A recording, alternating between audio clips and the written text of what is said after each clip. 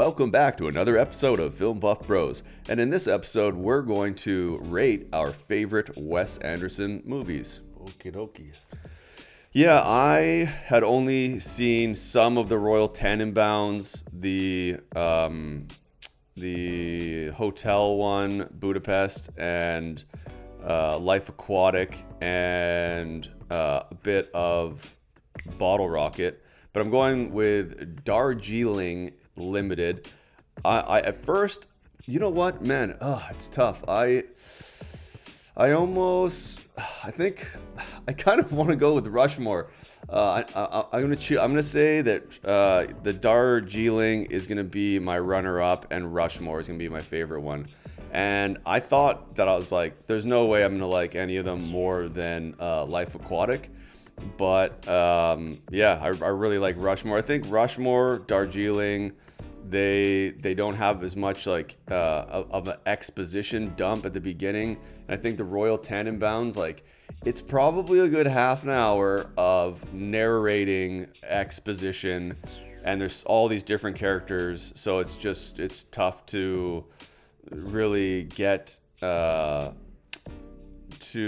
interested in any one of the characters. It's just like, oh, this girl got her finger cut off when she was 16 and none of the family members know why, and just all this superfluous details about so many characters. It's just not very stimulating for me. But yeah, great camera work, always with him. Great like colors, framing, wardrobe. And I think Rushmore is it was his second movie. It's very well paced. I think that he wasn't going like too artsy with it. Same as Bottle Rocket, but I thought some of the acting was very like stilted and unnatural, and that's kind of one of his, not trope, but it's one of his signatures, is having like it being unrealistic characters, very quirky. But I thought the guy who plays in it, I think his name is, I want to say Shirkman, but no, it's not that. He was in... Jason Schwartzman. Schwartzman, Yep. Schwartzman. Right. Like, yeah, I'd only seen him in that one-word movie with John Leguizamo about like the meth smokers.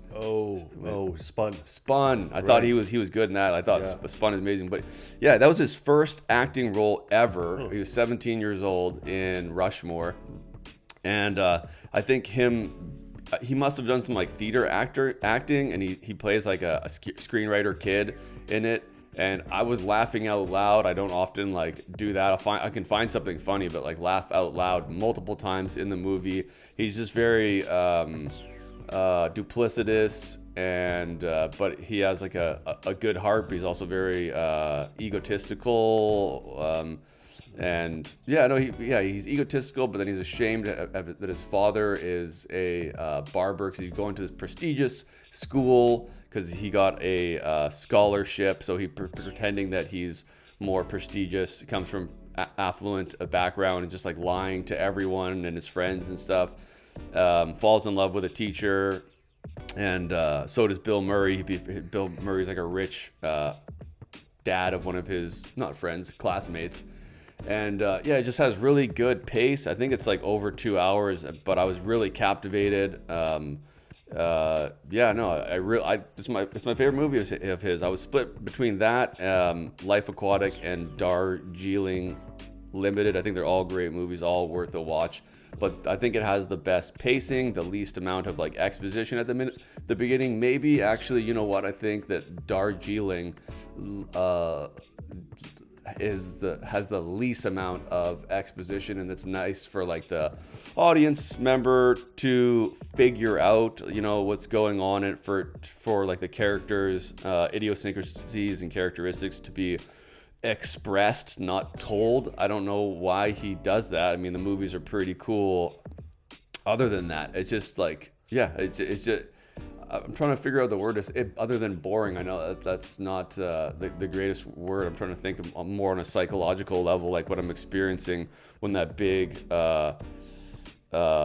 exposition dump happens at the beginning. But I mean, it's kind of like screenwriting 101, like what not to do, you know, show, don't tell, right?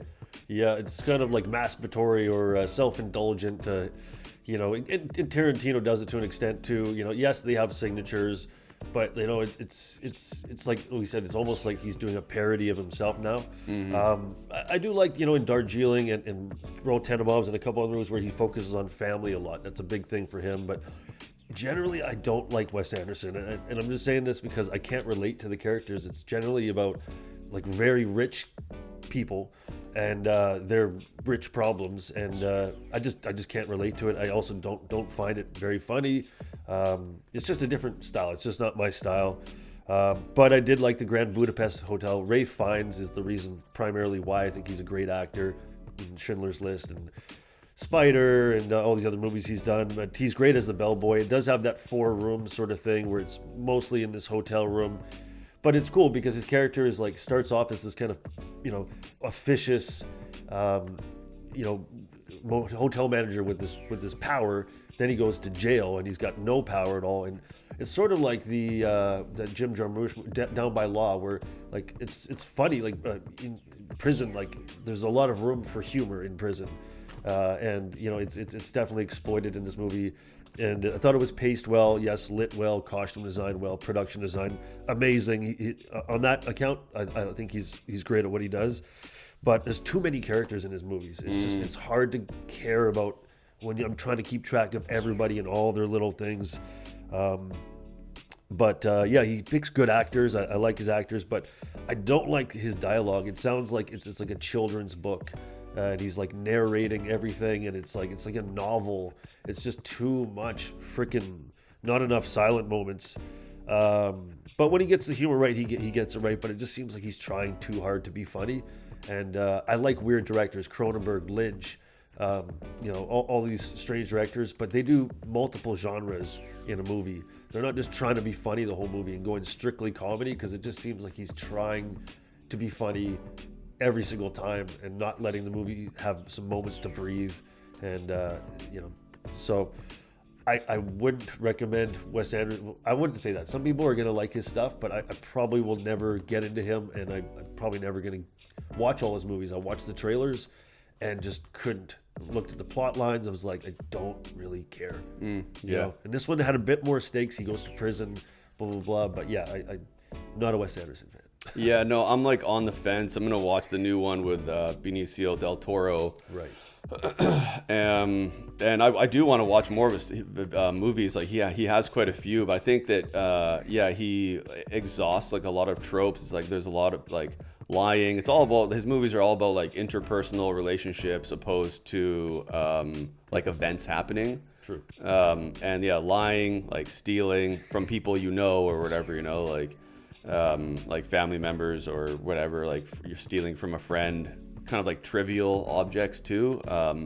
Or sometimes it's a meaningful object, like a belt or a bicycle, and it's it was just I think his movies are probably good for female audiences, because it is about like the interpersonal relationships, and it's peppered with like quirky comedy, and you have a lot of like comedic like not over the subtle comedic acting in it. And for a lot of people too, they'll latch onto like certain actors like the Wilson brothers, Schwartzman, Goldblum, Dafoe, Murray, yeah, exactly, Angelica Houston. So I definitely I want to watch more of his movies, but there's some movies of his that, like, if he's doing that exposition dump, like I have no problem turning it off after like 10-20 minutes of that. Yeah, I'd like to see him pull the reins back on his style a little bit with this new one, Phoenician Scheme, because I love Benicio del Toro. I hope it's good, So yeah, sometimes he can save a movie, Benicio. Yeah, no, it would be nice for Wes Anderson to just do something totally different, like do a horror movie, just like somehow try to mesh his style with a horror movie or like a psychological thriller, because like his production, set design, wardrobe, framing, camera movement. I was looking at the guy who was his cinematographer. I didn't recognize his name before, but I'm assuming that he probably sticks with the same cinematographer, DP, because yeah, man, that he's pretty. I think like he's probably the best out as far as cinematography right now. I mean, Scorsese's kind of abandoned like the Michael Ballhaus approach. De Palma is sadly washed up. Like he occasionally does a movie and there's just I haven't even tried to watch them, but I'm seeing they're getting like terrible ratings online, reviews online. Stone is kind of doesn't have a signature style. I'm trying to think. Spielberg, he kind of after kind of going off on a tangent here, but after Minority Report having like that blown out look, like overexposed, he just stopped doing that, like crisp, beautiful, smooth stuff. So he's experimenting, but Wes Anderson, I wish he could take that style and put it into a different genre. Yeah, I think it might translate to something good for sure. Yep. Anyway, that's our episode for this week. Tune in next week for another episode, and please click down below to like and subscribe, and please leave a comment to let us know what kind of movies you want us to review next. Stay quirky.